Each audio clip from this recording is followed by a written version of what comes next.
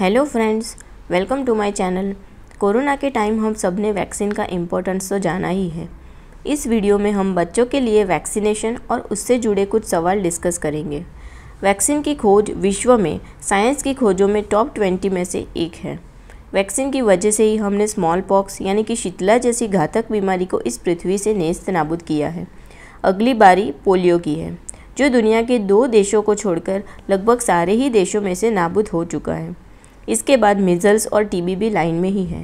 दोस्तों, वैक्सीनेशन की वजह से ही डिप्थीरिया, पर्टुसिस, मीज़ल्स जैसी गंभीर बीमारी से होने वाला बाल मृत्यु दर बहुत ही कम हो गया है।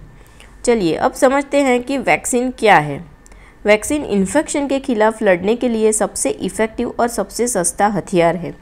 वो कहते हैं ना कि prevention is better than cure, तो वैक्सीन वही प्रिवेंशन का काम करता है। वैक्सीन एक बायोलॉजिकल एजेंट है। वैक्सीन बनाने के लिए इन्फेक्शन फैलाने वाले जर्म्स जैसे कि कोई भी बैक्टीरिया या वायरस को ही यूज़ किया जाता है। इस बैक्टीरिया या वायरस को लेबोरेटरी में डेड करके या तो फिर उनको लाइव भी यूज़ करते हैं, या तो फिर उस बैक्टीरिया या वायरस का कोई पार्ट यूज़ करके उसको लेबोरेटरी में ले जाके उसको केमिकल्स उसमें मिला के उसको स्टेबलाइज करते हैं और उसके बाद उसका वैक्सीन बनता है। अब समझते हैं कि वैक्सीन काम कैसे करता है। दोस्तों, वैक्सीन का मैकेनिज़्म बहुत ही इंटरेस्टिंग है। हमारी बॉडी में एक इम्यून सिस्टम होता है जिसे हम रोग प्रतिकारक शक्ति कहते हैं। वो सारे ऐसे वायरस, बैक्टीरिया और जर्म्स के खिलाफ हमारा रक्षण करता है। जब भी हमारी बॉडी में कोई वायरस या बैक्टीरिया एंटर करता है तो वो इम्यून सिस्टम यानी कि रोग प्रतिकारक शक्ति उस जर्म्स के खिलाफ स्पेसिफिक एंटीबॉडी पैदा करता है और उस वायरस को भी याद रख लेता है, जिससे हम इम्यून मेमोरी कहते हैं। दूसरी बार जब हमें सेम वायरस या बैक्टीरिया का इन्फेक्शन होता है तो बॉडी उस मेमोरी को यूज़ करके जल्दी से एक्शन लेती है और हमें इन्फेक्शन नहीं होने देती। दोस्तों, ये सेम प्रोसेस वैक्सीनेशन में अप्लाई होती है। वैक्सीन के द्वारा हम बहुत ही कम मात्रा में सेम इन्फेक्शन फैलाने वाले बैक्टीरिया या वायरस को बॉडी में पहले से एंटर करवाते हैं, जो हमारी इम्यूनिटी को एक्टिवेट करके एंटीबॉडी बना लेते हैं। और वैक्सीन में जर्म्स की मात्रा बहुत ही कम होती है, तो वैक्सीन लेने से इन्फेक्शन वाले सिम्टम्स तो नहीं आते, पर खाली इम्यूनिटी को वो एक्टिवेट करता है। और जब भी हमें फ्यूचर में वो इन्फेक्शन होता है तो बॉडी वैक्सीन के द्वारा दी गई इम्यून मेमोरी को याद करके उसको यूज़ करके हमें उस इन्फेक्शन के खिलाफ प्रोटेक्ट करता है। तो इस तरह से वैक्सीनेशन इन्फेक्शन होने से पहले ही वो एंटीबॉडी बना लेता है और फ्यूचर में होने वाले इन्फेक्शन से हमें बचाता है। अब जानते हैं कि वैक्सीनेशन का शेड्यूल कौन सा है।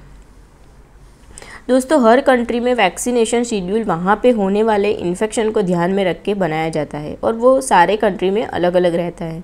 इंडिया में हम करीबन 20 रोगों के सामने वैक्सीन देते हैं, जिसमें TB, polio, diphtheria, pertussis, tetanus, hepatitis B, influenza, haemophilus influenza B, pneumococcus, rotavirus, measles, mumps, rubella, typhoid, chicken pox, meningococcal, rabies और ह्यूमन पैपिलोमा वायरस के खिलाफ हम वैक्सीन देते हैं। इंडिया में 2 वैक्सीनेशन शेड्यूल फॉलो होते हैं। पहला है नेशनल इम्यूनाइजेशन शेड्यूल और दूसरा है इंडियन एकेडमी ऑफ पीडियाट्रिक्स वाला इम्यूनाइजेशन शेड्यूल। सबसे पहले जानते हैं कि नेशनल इम्यूनाइजेशन शेड्यूल क्या है। ये शेड्यूल गवर्नमेंट हॉस्पिटल में फ्री ऑफ कॉस्ट लगता है बच्चों को, और इसमें जो सबसे ज़रूरी है वैसे वैक्सीनेशन का समावेश किया गया है। बहुत बार स्टेट वाइज भी वैक्सीनेशन अलग अलग हो सकते हैं। सबसे पहले बर्थ पे हम BCG यानी कि टीबी का वैक्सीन देते हैं, ओरल पोलियो वैक्सीन देते हैं और हेपेटाइटिस बी देते हैं। इसके बाद 6, 10 एंड 14 वीक्स मतलब 1.5 महीना, 2.5 महीना और 3.5 महीने पे हम पोलियो का वैक्सीन देते हैं, पेंटावेलेंट, जिसमें हम डिप्थीरिया, पर्टुसिस और टेटनस, हेपेटाइटिस बी और हीब का वैक्सीन देते हैं। उसके बाद रोटावायरस के ड्रॉप्स देते हैं, न्यूमोकोकल का वैक्सीन देते हैं और पोलियो का इंजेक्शन भी देते हैं। उसके बाद 9 to 12 मंथ्स में हम मीज़ल्स, रूबेला देते हैं और न्यूमोकोकल बूस्टर भी देते हैं।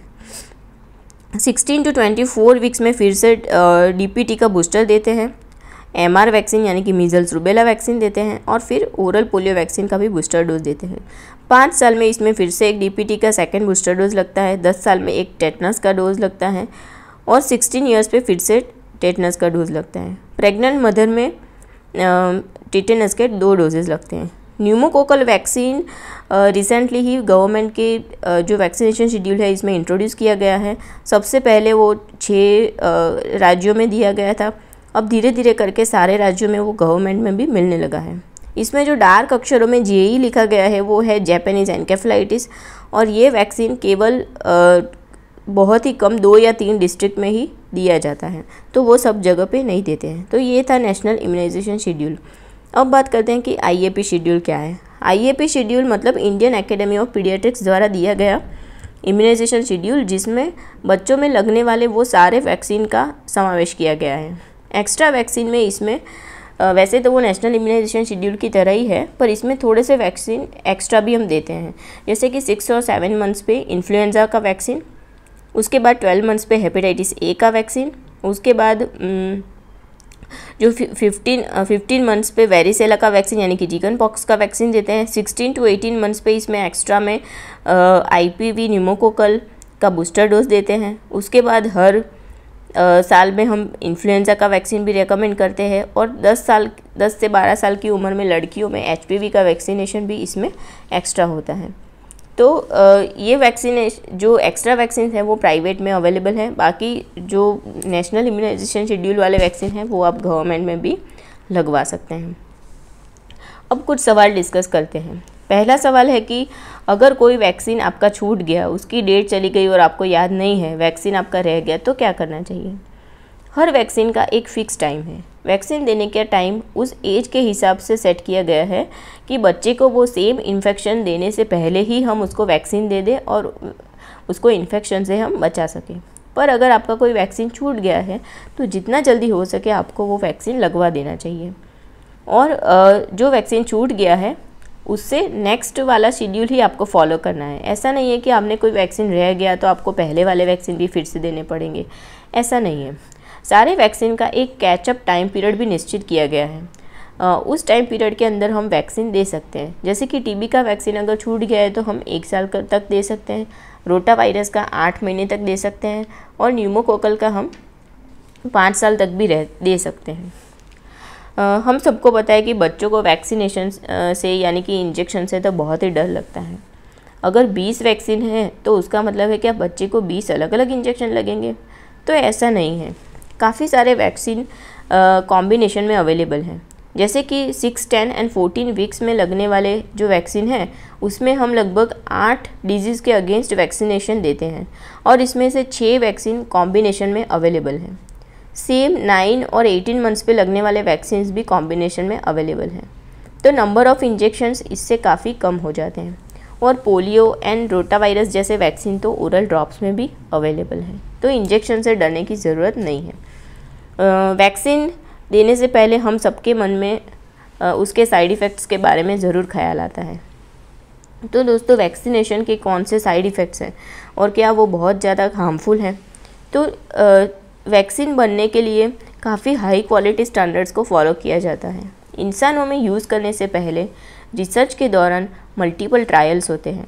इसमें वैक्सीन को एनिमल्स और ह्यूमंस पे ट्राई किया जाता है। इसके बाद ट्रायल के रिजल्ट्स को देख के उसको यूज़ करने के लिए लाइसेंस मिलता है और अप्रूवल दिया जाता है। तो ज़्यादातर वैक्सीन में कोई भी सीरियस साइड इफ़ेक्ट नहीं होता है। थोड़ा सा फीवर, बॉडी पेन, ये तो सारे वैक्सीन में होता है।